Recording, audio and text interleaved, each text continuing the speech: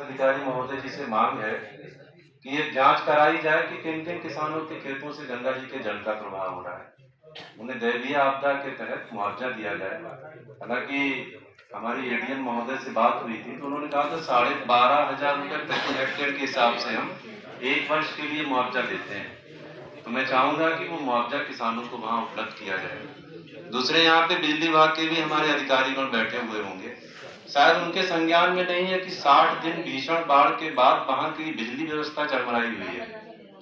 वहां बिजली नहीं, अब जो वहां पे दिलीप की मड़ैया बची हुई है, 25-28 मकान है, वहां पे बिजली नहीं है। मैंने यहाँ बड़कू ब्लॉक के वीडियो महोदय से भी निवेदन किया था 15 दिन पहले कि वो कुछ नहीं कर सकते जब तक बिजली विभाग अपनी बिजली वहां पहुंचाता है, तब तक सोलर लाइट की व्यवस्था करें। तो उन्होंने ये असमर्थता व्यक्त की थी कि अभी फंड नहीं है, बजट नहीं है। सवाल सबसे बड़ा ये है कि बजट आखिर मिलेगा किसको? जो बाढ़ में 60 दिन गांव डूबे रहे, कंपिल से लेकर सिंगी रामपुर तक, जिनके आवागमन के जो मार्ग थे वो भी खत्म हो गए, गांव में अव्यवस्था हो गई। तो मैं मुख्य विकास अधिकारी महोदय जी से अनुरोध करूंगा कि बजट की व्यवस्था सबसे पहले जो गांव बाढ़ में डूबे रहे उनके लिए की जाए। क्यों बजट अगर मुंदाबाद क्षेत्र में ग्राम सभा में पड़ा है तो उसका क्या होगा? पहले वहां बजट लगे जहां किसानों दुर्दशा रही है, जानवर भी सड़क पे आ गए थे। तो ये रामपुर ढपरपुर है, और आपका जो आगे गांव पड़ता है आमिलपुर, और आपका बिलावलपुर पड़ता है, और हमारे साथ में हमारे प्रधान श्याम साकी जी भी मौजूद है यहाँ पे। आपका भोपत नगला है श्याम जी। ये पूरा क्षेत्र बाढ़ में डूबा रहा 60 दिन तक। मैं समझता हूँ कि सबसे पहले इनको वहां पैसे की आवश्यकता है। कहीं और काम हो रहा है तो शायद उसको रोका जा सकता है। ये वीडियो महोदय से भी मैंने अनुरोध किया था। 15 दिन बाद भी लाइट की प्रबंध वहां पे भी नहीं हुआ है। और अगर इसमें वो कहते हैं कि 1 महीना, तो सर अगर हम किसी से ये कहते हैं कि साहब सर्दी आ जाए कंबल हम गर्मी में देंगे तो फिर क्या फायदा होगा? तो पहले लाइट की व्यवस्था वहां होनी चाहिए। फंड कहाँ से आएगा ये जिलाधिकारी महोदय को वीडियो महोदय बताएं कि कहाँ से फंड लेके आए। तो मेरा आपसे अनुरोध है कि ये गंभीर मामला है, इसको दृष्टिगत रखते हुए तत्काल इस पे कार्रवाई हो।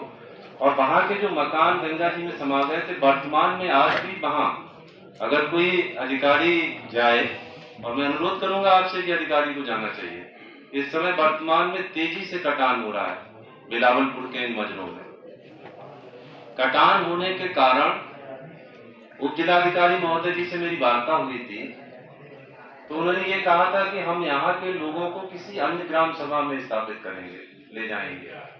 हमारे श्याम प्रधान जी बैठे हैं भोपत नगला के, आप खड़े हो जाइए। मैं ये इनके यहाँ ग्राम सभा में जमीन है, मेरी इनसे बात हुई है।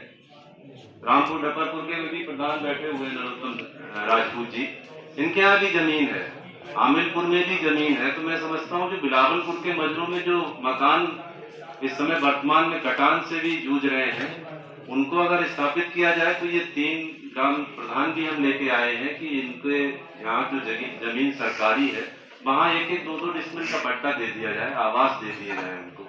ये भी आप, मैं चाहूंगा, अनुरोध करूंगा कि इसको आप जो है प्राथमिकता के आधार पर लिख लें। और बिजली की व्यवस्था बिजली विभाग भी करे और वीडियो महोदय भी वहां पे बिजली की व्यवस्था करें।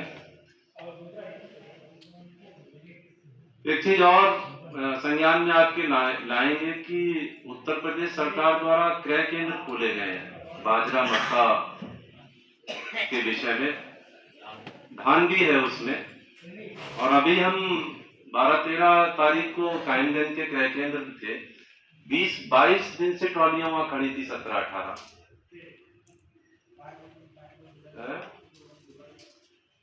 बात बताना। तो 20-22 दिन से ट्रॉली कायमगंज जो मंडी समिति में क्रय केंद्र है वहां खड़ी थी। जब हम वहां गए तो मैंने जब दुर्दशा देखी तो मैंने जिला के खाद्य वितरण अधिकारी श्रीमती रोली सिंह जी से वार्ता की, तो वो आवेश में आ गई। तो मुझे ये कहना पड़ा कि मैं आपका घेराव करूंगा लाल दरवाजे स्थित वहां पे कार्यालय पे। अगले दिन हम 14 तारीख को उनका जब घेराव करते हैं तो वो कार्यालय छोड़ के चली जाती है। मैंने मांग ये की है कि बाजरा इस जनपद में कहां से आया? 60 दिन बाढ़ की वजह से अमृतपुर क्षेत्र में तो बाजरा, धान और हर चीज खत्म हो गई। तो बाजरा आया कहां से? अगर मैं ये पूछ देता हूं उनसे कि साहब हमारे किसानों की आप डिटेल दे दीजिए। तो वो कहते हैं ये गोपनीय दस्तावेज है। अगर मैं अपने किसानों की डिटेल मांग रहा हूं तो इसमें क्या गोपनीय है? और अगर आप बिल्कुल फेयर हैं, साफ सुथरे हैं, तो मैं समझता हूं देने में भी कोई आपत्ति नहीं होगी। तो जब वहां पे तहसीलदार महोदय आए थे आदरणीय सनी कनौजिया जी, तो उन्होंने कहा था कि हम आपको आधार कार्ड की डिटेल नहीं दे सकते। तो मैंने कहा बहुत अच्छी बात है, मुझे नहीं चाहिए, मुझे तो बस ये दे दो कि